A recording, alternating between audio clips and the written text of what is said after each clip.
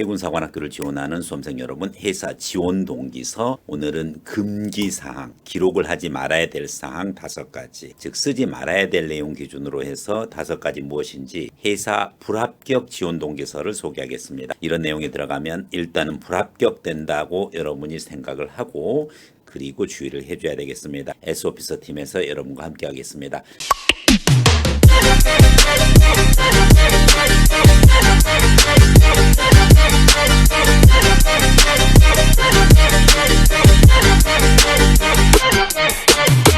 회사 지원 동기서 금기사항에 대해서 전달드리고 있습니다. 그렇다라고 하면은 도대체 어떤 내용을 쓰지 말아야 될지 우리가 회사 불합격 지원 동기서의 내용은 무엇인지에 대해서 알아보도록 하겠습니다. 먼저 금기사항 첫 번째 쓰지 말아야 될 내용입니다. 이것은 해군사관학교 지원 동기서 주의사항에도 나와 있습니다. 허위 내용을 기재하는 것, 가짜 내용을 기재하는 것, 허위 내용, 가짜 내용이 아니더라도 학생부 내용의 일부를 왜곡하는 행위 또는 자신의 변명을 늘어놓는 행위, 그와 같은 글의 내용은 지원 동기서에 들어가면 안 됩니다. 특히 무단 결석이 있다든지 했던 그와 같은 내용에 대해서 그것이 무단 결석이 아니고 이유가 있었던 결석으로 바꿔서 왜곡한다든지 변명하는 내용, 이와 같은 것은 절대 기록하면 안 되겠습니다. 그 외에 어떤 형태의 허위 내용도 기록되면 안 되는 것이 첫 번째 금기사항입니다.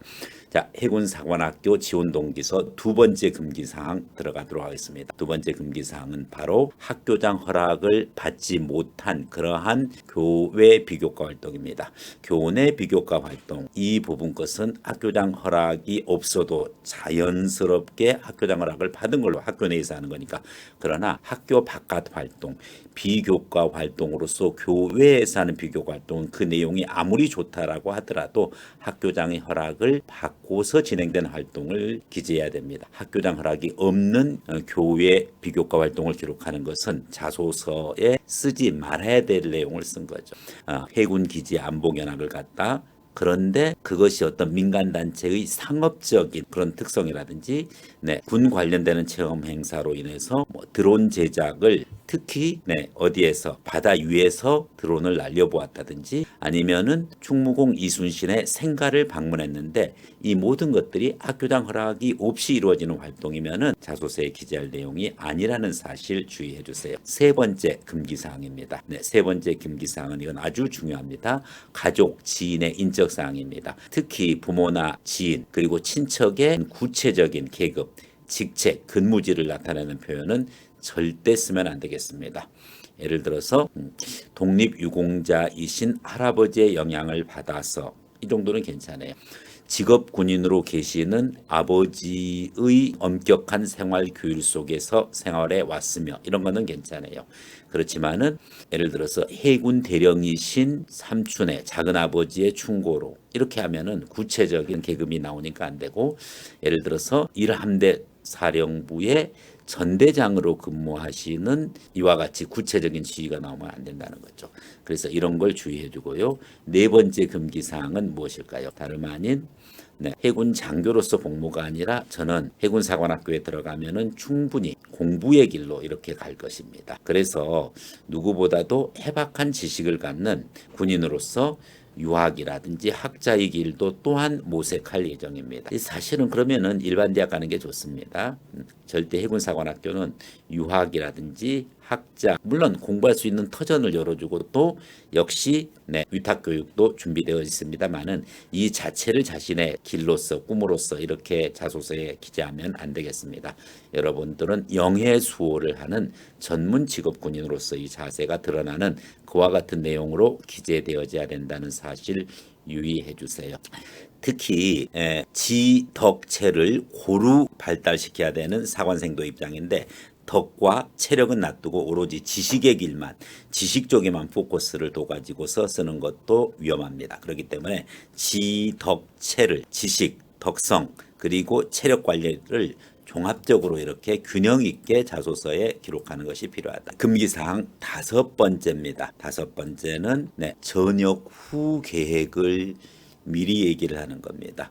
네, 저는 해군 장교로 복무하고 만기 복무를 마친 후에 그리고 제가 원하는 군사 관련 특히 해양 외교 관련 전문 외교관이 되고 싶습니다. 라든지 또는 전역 후 계획은 아닐지라도 군인으로서의 본분보다는 다른 부서에 가서 근무하겠다는 계획. 예를 들어서 저는 해군 장교로서 실무 경험을 쌓은 후에 제가 원하는 외교부의 무관으로 근무하고 싶다. 그래서 우리나라 해양 외교를 진작시키고 싶습니다. 그래서 저의 최후의 꿈은 외교관의 무관으로 근무하는 것입니다. 또는 전역 후에 저는 국가 방위 산업과 관련한 업체에서 해군의 경력을 쌓아서 근무할 것입니다. 이러한 계획들은 쓰면 안 됩니다. 전역 후 계획이 무슨 해군에서 얻은 직을 가지고 민간 사업체 또는 방위 사업체의 군사 기밀의 유출 위험성도 있고 그리고 또한 전역하기 전이다라고 하더라도 당연히 국방부 소속의 특히 해군 소속 또는 해병대 소속 장교로 근무할 꿈을 가져야지 외교부 무관으로 나간다. 그래서 해양 외교에 기하고 싶다. 이거는 군의 현실을 몰라도 너무 모르는 거예요. 사실 무관 자리는 정말 물론 다는 아니지만은 어느 정도 진급에서 좀 불리하거나 하는 그와 같은 경우에 즉 한가한 직책으로 이렇게 해서 가는 케이스가 많습니다. 그래서 당연히 외교관, 외교, 국방 외교, 안보 외교하면은 좋은 개념입니다만 특히 외교에 포커스를 맞춘다라고 하면은 외교관이 돼야죠. 왜 해군사관학교 오려고 합니까? 이와 같은 것들을 여러분이 주의해 주셔야 되겠습니다. 따라서 다시 한번 정리를 해보겠습니다. 회사 불합격 지원 동기서 이런 내용이 들어가면 안 됩니다. 그래서 들어가지 않도록 해야 되겠죠. 금기사항 첫 번째 부분권은 다름 아닌 허위 내용 기재하지 말 것. 두 번째 학교장의 허락을 받지 않는 비교과 활동, 교회 비교과 활동 기재하지 말 것. 그리고 가족 지인의 인적사항이 드러나는 내용 절대 기재하면 안 되고 지덕체를 융합적으로 그리고 균형감 있게 키워야 될 사람이 오로지 나는 공부에 몰두해서 이런 쪽으로 쓰는 것도 좋지 않다라는 내용입니다. 특히 전역 후에 민간 사업체라든지 방위 산업체에 근무할 것을 꿈을 갖는다든지 아니면은 전역 전에 외교부 파견이라든지 전역 후에 외교관이라든지 또는 다른 쪽으로 이와 같은 자신의 개인적인 그와 같은 목표를 지나치게 부각시키면 안 된다는 사실 여러분에게 말씀드렸습니다. 네, 해군사관학교 지원 동기서에 들어가지 말아야 될 내용 5가지를 정리해드렸습니다. 여러분들이 S오피서 팀에서 회사 자소서 과정, 첨삭 과정 또 내용 구성 과정 있는 만큼 적극적으로 활용해 주시기를 기대하겠습니다. 고맙습니다.